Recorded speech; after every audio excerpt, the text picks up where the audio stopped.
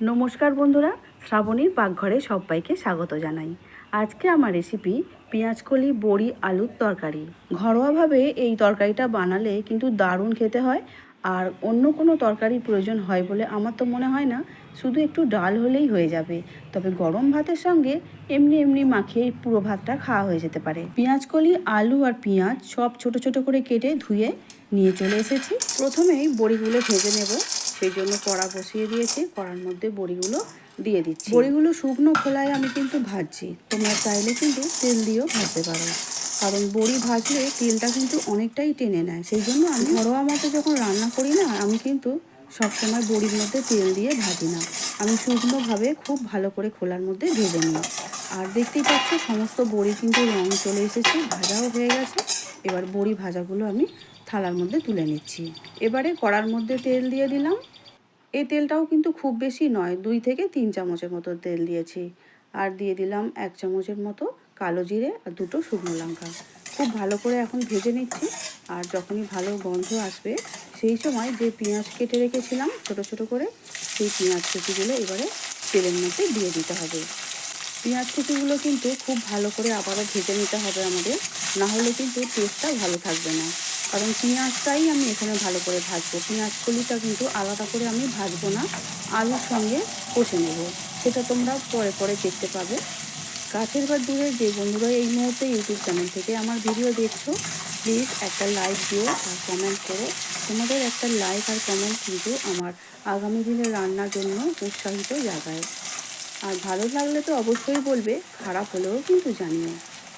পেঁয়াজটা খুব ভালো করে ভাজা হয়ে গেছে। এবার সরু সরু করে কেটে রাখা আলুগুলো পেঁয়াজের মধ্যে দিয়ে দিচ্ছি। এবারে আলুর সঙ্গে পেঁয়াজটাও ভেজে নিতে হবে। আলু পেঁয়াজ নাড়াচাড়া করে খুব ভালো করে ভেজে নিচ্ছি। আমাদের আলু কিন্তু পেঁয়াজের সঙ্গে খুব ভালো করে ভাজা হয়ে গেছে, দেখতে নিশ্চয়ই বুঝতে পারছো। এবারে যে কেটে রাখা ছিল পেঁয়াজ কলি, সেই পেঁয়াজ কলিগুলো দিয়ে দেবো। তোমরা চাইলে কিন্তু পেঁয়াজ কলিটাকেও আলাদা করে ভাজতে পারো, আমি কিন্তু আর আলাদা করে ভাজলাম না, আলুর সঙ্গেই দিয়ে দিই। কিন্তু লক্ষ্য রাখতে হবে, আলুর সঙ্গে পেঁয়াজ কলিটা ভাজা হয়নি বলে এই নয় যে পেঁয়াজ কলিগুলো একদম না ভেজেই জল ঢেলে দেবে। এবারে এর মধ্যে দিয়ে দিলাম 1 চামচ হলুদ গুঁড়ো আর পরিমাণ মতো নুন আর হলুদ গুঁড়ো দিয়ে দিয়েছি। এবারে খুব ভালো করে আবারও একসঙ্গে মিশিয়ে নিতে হবে। এই যতক্ষণ ধরে মেশানো হবে না, ততক্ষণ কিন্তু পেঁয়াজ কলিগুলো আবারও একটু ভালো করে ভাজা হয়ে যাবে। এবারে 2 থেকে 3 মিনিটের জন্য একটু ভাপিয়ে নিলাম। গ্যাসের জোরটা অবশ্যই কমিয়ে দেবে, না হলে নিচের দিকটা লেগে যাবে। দেখতেই পাচ্ছ আবারও খুব সুন্দর করে নাড়াচাড়া করে নিয়েছি। আর পেঁয়াজ কলিগুলো কিন্তু অনেকটা নরম হয়ে গেছে আর ভাজা ভাজা হয়েই এসেছে।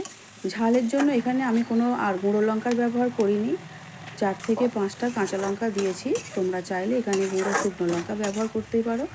আবারও একটু নাড়াচাড়া করে মিশিয়ে নেবার পরে বড়িগুলো দিয়ে দিলাম। বড়িগুলো খুব ভালো করে সমস্ত সবজির সঙ্গে মিশিয়ে দিচ্ছি। একইভাবে পেঁয়াজকলি, বড়ি, আলু সমস্ত কিছু নাড়াচাড়া করতে করতে কিন্তু সুন্দরভাবে কষানো হয়ে গেছে। আর আলুগুলো খুব ভালো করে কিন্তু সিদ্ধ হয়ে গেছে, তাহলে পেঁয়াজকলিও নিশ্চয়ই সিদ্ধ হয়ে গেছে। এবারে সামান্য একটু জল দিয়ে দিচ্ছি। সামান্য একটু জল দিলাম এই কারণেই, তাহলে বড়ির ভিতরে টেস্টটা ঢুকবে না। সেই জন্য অল্প একটু জল দিয়ে 2 থেকে 3 মিনিট ঢাকা দিয়ে রান্নাটা করে নিয়েছি। 3 মিনিট পর ফিরে এলাম। দেখতেই পাচ্ছ তরকারি কিন্তু আমাদের রেডি হয়ে গেছে আর খুব মাখো মাখো হয়ে গেছে। রুটি কিংবা পরোটার সঙ্গে কিন্তু দারুণ খেতে লাগে, আর ভাত দিয়ে তো ভালোই লাগবে, খারাপ লাগবে না। পেঁয়াজকলি আলু বড়ির তরকারি কিন্তু একদম রেডি হয়ে গেছে। এখন একটা সার্ভিং বোলের মধ্যে তুলে নিচ্ছি। পেঁয়াজকলি কিন্তু বাজারে এবারে কমেই আসছে, সেই জন্য শেষ হয়ে যেতে না যেতেই একদিন কিন্তু এইভাবে বানিয়ে নাও, কিন্তু দেখবে দারুণ খেতে হয়।